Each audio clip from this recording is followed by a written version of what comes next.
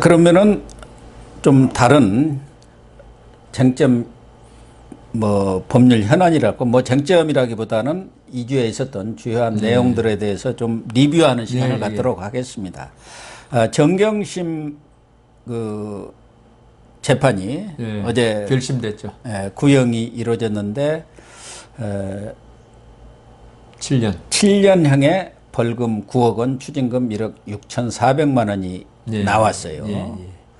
어떻습니까? 그 정경심 재판이 오랫동안 끌었고 특히 뭐 정경심 재판 이전에 이건 조국 사건의 결과 아니겠습니까? 그렇죠? 그래서 혐의만 해도 15개고 조국 사건이라는 것은 아마 우리 단군 이래 이렇게 국론이 분열되고 또 광화문 서초동으로 이렇게 나눠져 가지고 갈등을 빚은 적도 없지 않습니까? 그런 결과로서 지금 어제 정경심 재판이 1심이 있어 가지고 구형이 내려졌는데 이 정도면 적정한 겁니까? 죄명이 아주 많죠. 몇 개나 되고 그다음 특히 우리나라에서 교육 문제 이런 게 국민들이 참 관심도 많고 그게 어떤 비리가 있거나 하면은 아주 국민들이 공분을 울분을 토하는 문제가 있었는데 이번에 정경심 사건이 전형적으로 그런 교육 문제에 학부모의 부당한 간섭이 돼가지고 공정성을 상실했다는 거 아닙니까? 거기다가 이분들이 우리나라의 대표적인 귀족이란 말이에요. 노블리스 오블리제를 운이하는 정도가 아니고 노블리스 오블리제는 뭔가를 해야 돼. 전쟁터에 나가는데 안 나간 게 이제 비난받는 건데 이거는 그게 아니고 오히려 자기들의 어떤 막강한 서울법대 교수라든가 그다음 막강한 인플루언서라고 요새 그러더라고요. 그들 지위를 이용해 가지고 자기 자녀들을 출세 그다음 영달하는데 그걸 써먹었다. 이거는 오블리스 오블리제 문제하고 달라요. 부당한 재력, 권력의 어떤 행사죠. 그래서 그랬는데 저는 이번에 이 정경심 조국 문제를 보면서 재판 문제를 보면서 우리가 아직도 법치주의, 민주주의에 멀었다. 이게 왜 이렇게 아까 국론을 분열시킨다는데 분열시킬 사안이 아닙니다. 아니 그런 잘못 저지르 입학 사정에 어떤 꼼수를 사용해 가지고 혜택을 받고 그게 잘못됐으면 처벌받으면 되는 건데 왜 그 당사자가 문재인 대통령이 가장 아끼는 사람이고 또 한 사람은 그 사람의 부인이라고 해가지고 여기에 대해서 국론이 분열됐냐 이거죠. 그건 말이 안 되는 거예요 사실은. 아니 그냥 재판받고 유죄면 처벌받는 거고 무죄면 나오면 되는 거지. 이게 조국 정경심이라는 단 그 하나 때문에 우리가 쓸데없는 국력을 낭비하고 왜냐하면 서초동에 그때 조국 지지하는 사람들 검찰개혁 유치하면서 거기 얼마나 모이고 그때 뭐 드론도 뜨고 막 그랬더라고요. 또 광화문에는 광화문대로 모이고 이게 자동차 막혀가지고 어떤 생계에 지장이 있는 사람도 그때 분명히 생겼을 거고 국력의 낭비인데 이게 선진 법치국가에서 어떤 한 사람의 재판을 그 사람이 왕족이든 귀족이든 두고 이런 식으로 국론이 분열됐냐 이걸 그러니까 결국은 이걸 정치적 문제로 좀 끌고 간 거예요. 그렇게 됐죠. 이걸 재판 법의 적용 그리고 어떤 정의의 실현 문제가 아니고 어느 쪽이 어느 정권이 옳으냐 어느 정치 편이 옳으냐 그걸로 가버렸어요. 그래서 이번에 지금 고 교수님 말씀하신 대로 재판 상당히 오래 했어요. 공판 준비 절차부터 해가지고 이게 그렇게 오래 끌 일이었냐 그 이야기도 나오는 거예요. 나올 때까지 많은 사람들이 이제 정경심 재판 같은 게 잊어먹은 사람도 있을 거예요 벌써. 하도 오래돼가지고. 저는 조국 수도 지금 재판받고 요새 알았어요. 정인 나왔다길래. 그래 알았는데 제가 볼 때 이 지금 7년 구형 이 정도는 검찰로서는 당연히 구형해야 된다. 물론 이제 이 구형이라는 게 의미가 뭐냐 하면요 검찰의 의견이죠. 그죠? 구형이란 게 우리 일반 국민들은 막 검찰이 사형 구형하고 했다면 막 이 세상이 마치 이 피고인한테 끝났네 생각하시는데 그런 건 아니고요. 검찰의 의견, 변호인의 의견, 당사자의 진술하고 똑같은 그 가치를 둡니다. 판사들은. 그래서 어떨 때는 구형보다 더 높이 올라가는 경우도 가끔 있어요. 거의 뭐 없지만. 근데 그게 의미를 가지는 거는 지금은 모르겠습니다만 검찰에서 구형량의 반 이하가 선고되면 무조건 양형부당으로 항소하는 경향이 있었죠. 예. 지금도 그런지는 모르겠지만 그래서 검찰에 그리고 일부 판사들은 검찰의 구형을 기준으로 자기 형을 정한 경우가 꽤 있습니다. 그게 편하거든 자기도 마음으로. 예. 검사도 뭐 법률가인데 택도 없는 구형 했겠냐 이러면서 하는데 근데 이번 구형에 대해서는 아마 검찰이 많이 생각했을 겁니다.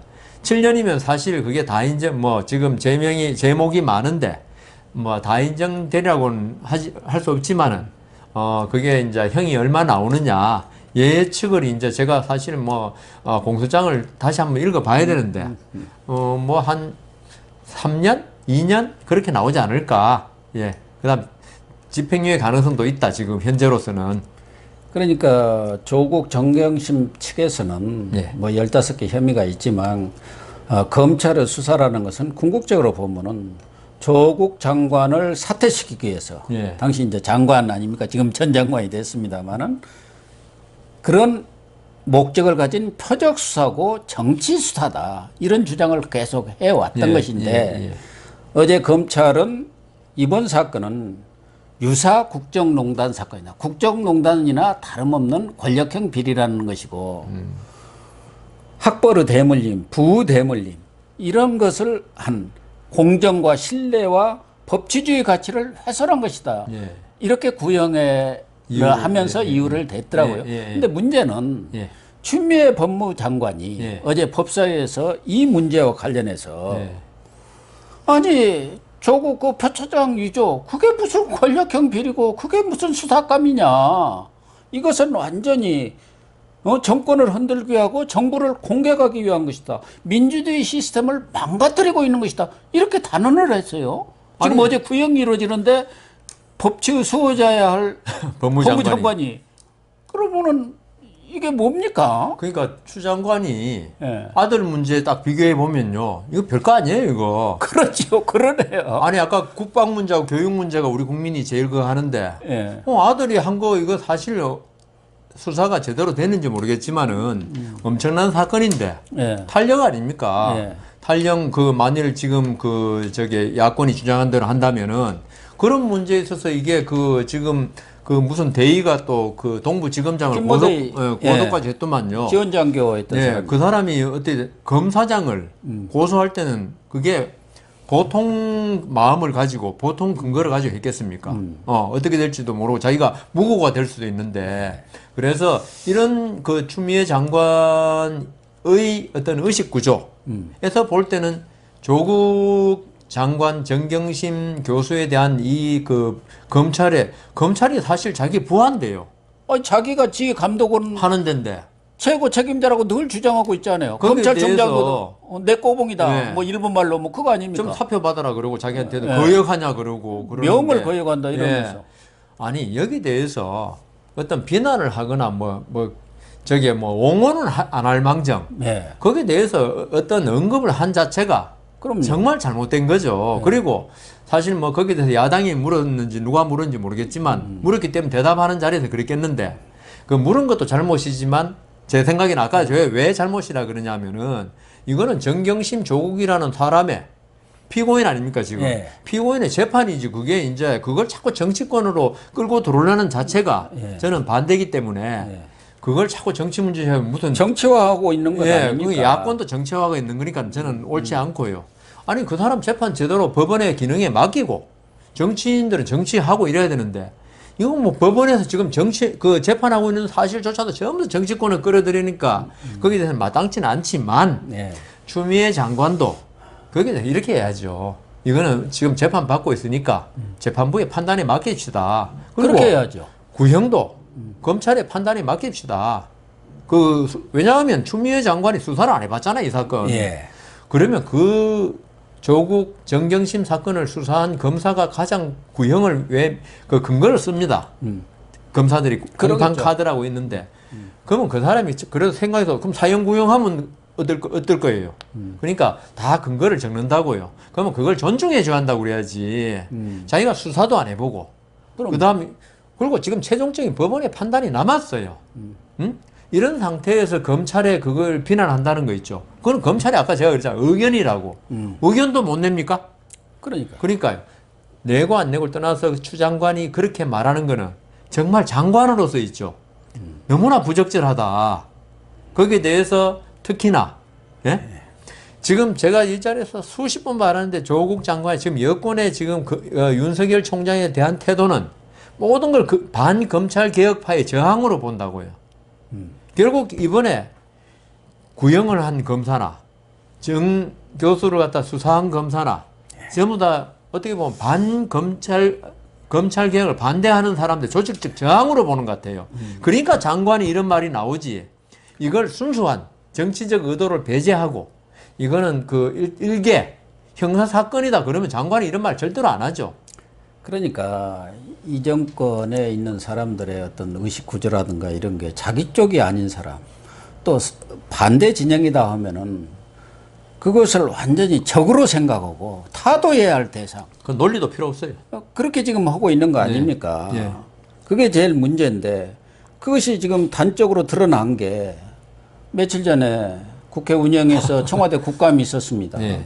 노영민 비서실장이 광화문 집회에 살인자라고 뭐 그랬다고 나온 그 집회의 주동자들은 살인자다 살인. 예. 그러면서 뭐 600명이 감염이 되고 7명이 죽었고 경제 성장률이 0.5%가 추락한 거 다 광화문 집회 탓이다 이렇게 돌렸는데 살인자 맞습니까? 살인자라는 그러니까 게 말이 되나요? 뭐 정치적인 어떤 발언이라고 아무리 그 양보해 들어준다 하더라도 있죠.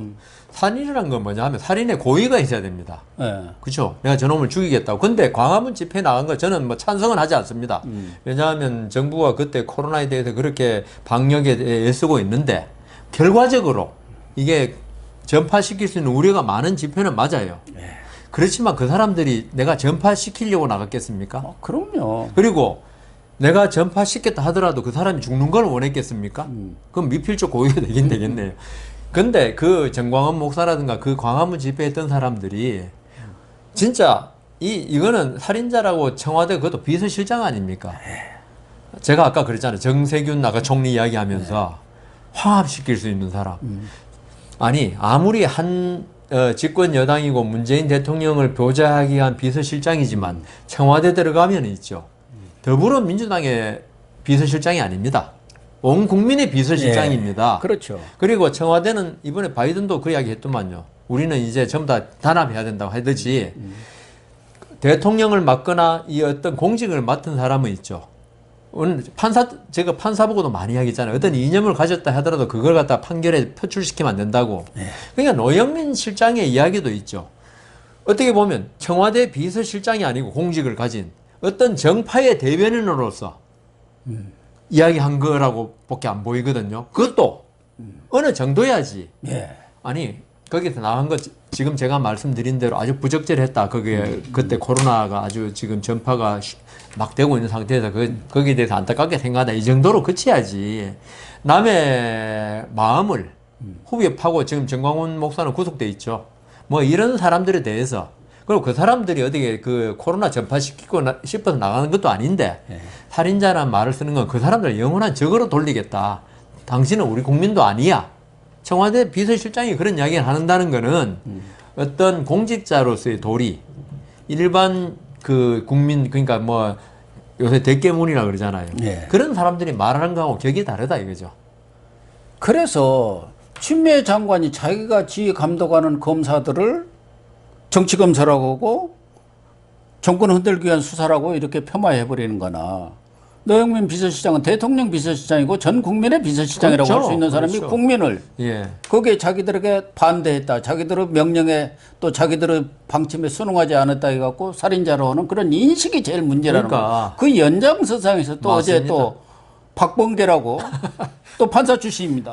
좀 그만하십시오. 판사 출신이라고. 저는 아니, 그 추미애 장관하고 계속 판사 출신하면서 저를 쳐다보니까 이 조재현 대법관 법원 행정처장 아닙니까? 그분 어제 이제 점잖죠. 요새 예산 심의를 하니까 뭐 법골 그 판결물 데이터베이스 작업하는 그런 예산이 올라왔는데 그거 3천만 원을 깎아버린 모양이에요. 깎아져 있는 모양이에요, 이제. 그러니까 아무리 그래도 대법관이고 법원 행정처장한테 의원님 꼭 좀 살려주세요. 뭐 이런 식으로 하라고 자꾸 이렇게 얘기하는 거 설사 자기가 다른 좋은 의도를 가지고 그 예산을 살려주기 위한 의도로 가지고 이 얘기를 했다 하더라도 표현이 그래서도 안 되고 그 표현이라는 것은 생각이 있으니까 자기의 인격이 크게 나타나는 겁니다. 그러니까 제 박범계 의원이 판사 출신은 맞아요. 맞는데 아마 조재현 행정처장보다 한참 후배일 겁니다. 조재현 행정처장이 사법시험 22회인가 제가 정확히 기억은 못하지만 그런데 한 10년 정도 사법시험 후배고 한데 그 우리나라가 아무리 민주화됐지만 어떤 그 연장자에 대한 존경 이런 거는 있죠. 자기가 빛나는 겁니다. 그래 존경을 해주면 부모님한테 효도하면 자식이 빛나는 겁니다. 그걸 떠나서 있죠. 이 법고울에 대해서 지금 박범계 의원이 뭘 모르는 것 같아요. 안 그래도 그 법고울을 만든 지금 현직 그 고등법원 부장판사인데 저하고 대학 동기인데 오늘 아침에 통화를 해서 그것 때문에 딴 것 때문에 통화하다가 그 이야기를 했는데 이 법고울이 뭐냐 하면 있죠. 법원 행정처에서 대국민 판례 서비스하는 그 프로그램입니다. 저도 그걸 가지고 있어요. 제가 판사 때 이제 썼던 논문 이런 걸 법원 도서관에서 만드는 건데 도서관에 기증했거든요. 기증하면 고맙다는 표시로 그 법고를 쓰게 해줘요. 그게 결국 지금 법원 행정처 도서관 입장은 그거는 많은 국민들한테 어떤 우리가 대법원 판례, 하급심 판례를 그 제공해주는 서비스예요. 그 대국민 서비스에 예산을 3천만 원 그것도 달라는 것 갖다가 하면서 이야기하면서 그 이야기를 했거든요. 박범계 의원 생각은 잘못 알고 이 법고울이 결국 판사들 자기들 뭐 하는데 쓰는 돈 아니냐. 만일 대국민 서비스라는 거 알았으면 이 소리 안 나왔을 겁니다. 행정처에서 국민들한테 법 지식 보급하는 데 쓰는 돈이다. 아니 판사들도 마찬가지예요. 판사들을 위해서 쓰더라도 그렇죠. 국회의원이 뭐 자기 돈 주는 겁니까? 자기 무슨 싼미돈 예산 주는 거예요? 그렇죠. 꼭 살려주십시오. 국회의원한테 그렇게 얘기하라는 거예요. 그래 앞에 이 인식 자체가 추미애나 노영민이나 똑같다 이거예요. 법고울 그거는 뭐 그 제가 이제 오늘 들은 바가 있어 이야기한 거고 모든 걸 떠나서 이게 양식 있는 그리고 판사 출신이라고 자꾸 강조하셔서 그러는데 판사 출신이 할 말입니까? 그리고 자기 대선배한테 살려주십시오. 진짜 말씀대로 내 돈을 준다 해도 그런 말은 못 할 거예요. 그럼요. 자기 돈도 아니에요. 국가 예산, 국민들이 낸 세금을 가지고 이야기하는데 살려주십시오. 그러니까 지금 생각이 있죠. 지금 이 정부의 정치인들은 모든 것 위에 자기들이 있다고 생각하는 것 같아요. 그러니까 권력에 취한 정도가 아니라 뭔지 우리 속된 말로 아주 간이 배 밖에 나와 있는 거예요. 추미애 장관도 검사들에 대한 태도가 그런 거고요. 그다음 지금 바로 나온 박범계 의원도 바로 그런 거고. 제가 그 박범계 의원하고 지금 기억이 하나 있는데 MTV에 그 뭐 100분 토론인가 뭐 시사 토론인가 뭐 심야 토론인가 나갔는데 같이 100분 토론 사법농단 때문에 갔는데 무슨 이야기하다가 제가 대법원 이야기를 할 바가 있어가지고 제가 대법원에 근무했는데 그러니까 박범계 의원이 바로 저한테 왜 자꾸 대법원 이야기 하냐고 그러더라고요. 그러면서 난 청와대도 있었다고 그러는 거예요. 아니 그날 사법농단 이야기했는데 대법원은 관계되는 이야기니까 하지만 자기는 청와대에 있었으니까 대법원 이야기 그 밑에 있는 청와대 밑에 있는 기관 이야기를 왜 하냐 이 취지에 보니까 그래서 제가 대꾸를 하려고 그랬어요. 사실은 자꾸 그런 식의 사고방식을 가지니까 정치권이 대법원을 갖다가 마치 밑에 있는 기관처럼 하는 거 아니냐 하려 했는데 그날 방청객도 있고 뭐 이래가지고 방청객은 없었구나 그게. 거기 싸우면 한참 갈 것 같아가지고 그 사람 또 박범계 의원 또 입이 아주 저기 좀 터프하잖아요. 그래서 내가 말았는데 박범계 의원이 그러니까 자기를 드러내기 위해서 그런 말을 했는지 몰라도 내가 이 정도다. 내가 비록 대법관도 못 되고 평판사에서 나왔지만 지금 대법관 앞에 두고 내가 이런 정도 말할 수 있는 대단한 사람이야. 그렇게밖에 안 보인다는 거죠. 본인이 진심은 내가 모르겠지만. 그러니까 뭐 대법원도 내가 다 주무를 수 있다. 뭐 그런 오만 아니겠습니까? 권력의 오만이 지금 하나를 찌르고도 남는 것 같아요. 이제 권력도 4년 임기 중, 5년 임기 중에 한 1년 반 정도 남았기 때문에 이제 종반전으로 들어가는데 뭐 바라가는 것도 아니고 말이에요. 아니요. 그 사람들은 지금 20년 계속 갈 거기 때문에. 그런가요? 예, 그래서 이런 말 나오는 겁니다. 어쨌든 최근에 이런 정부라든가 민주당의 고위 인사들의 언행을 보면은 정말 우리 국민들이 차마 귀로 듣고 입으로 말할 수 없는 얘기들을 부끄러운 얘기들을 지금 서슴없이 하고 있습니다. 참 뭐라고 해야 할지 더 이상 뭐 좀 얘기가 안 나오는데요. 이 부분은 그런 정도로 넘어가기로 하고요.